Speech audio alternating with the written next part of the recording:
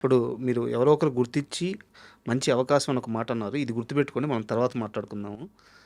నేను నాన్నగారి గురించి ఎందుకు ప్రశ్న అడిగానంటే, ఆయన చదివించడానికి మిమ్మల్ని హైదరాబాద్ పంపిస్తే ఇక్కడ చదువుతూ, ఆయనకి తెలియకుండా సినిమా ప్రయత్నం చేసి, ఒక సినిమా రిలీజ్ అయిన తర్వాత ఆయనకి చెప్పారు మీరు. అవును. హ్మ్. సో, బట్ ఆయన మిమ్మల్ని ఏమి అనలేదు. మనసులో బాధే. చాలా ఆహ్, బాధే. హ్మ్. బికాజ్ అంటే ముందు చెప్తే వద్దు నీకని అంటే మా డ్యాడీ అంటే ఫస్ట్ నుంచి చాలా స్ట్రిక్ట్. హ్మ్. చిన్నప్పుడు సినిమాలు కూడా చూసేవాడిని కాదు. హ్మ్. ఎప్పుడో మా అమ్మమ్మ వాళ్ళ ఇంటికి వెళ్ళినప్పుడు ఒకటి 2 సినిమాలు చూడడం తప్ప ఇంట్లో నుంచి బయటికెళ్ళి క్రికెట్ ఆడనే ఊరుకునేవాళ్ళు కాదనమాట. అంత స్ట్రిక్ట్ ఆయన. అలాంటిది నేను ఇండస్ట్రీకి వస్తానంటే ఎందుకు ఒప్పుకుంటారు? అస్సలు ఒప్పుకోరు. సో అది తెలిసి సో ఇది చేసిన తర్వాత చెప్తే ఇంకప్పుడు ఆయనకి మాట్లాడే అవకాశం ఉండదు కదా అన్న విధంగానే చేశాను. హ్మ్. అది రాంగో రైటో ఇప్పటికి తెలీదు.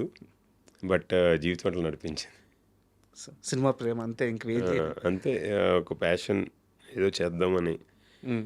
బట్ ఈరోజు 'పుష్ప' రిలీజ్ అయిన తర్వాత మొత్తం చూసి హ్యాపీగా ఫీల్ అయ్యారండి మా డ్యాడీ. హ్మ్. First time. అప్పుడు దాకా అసలు నా సినిమాలు పెద్ద రిలీజ్ అయితే చూడడం కానీ, వెళ్ళడం కానీ ఏదీ లేదు. హ్మ్. 'పుష్ప' రిలీజ్ అయిన తర్వాత మాత్రం ఒక మా ఆనందం అయితే వచ్చింది. సుకుమార్ గారిని కలిసినప్పుడు ఆయన కూడా కలిసారు లక్కీగా డ్యాడీ కూడా. హ్మ్.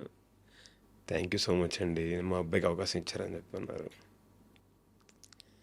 నాకు చాలా హ్యాపీగా అనిపించింది. నిజంగా మీ లైఫ్‌లో సుకుమార్ గారు ఇచ్చిన ఆ ఒక్క ఛాన్స్ మాత్రం చాలా బిగ్ ఆపర్చునిటీ. అద్భుతంగా చేశారు.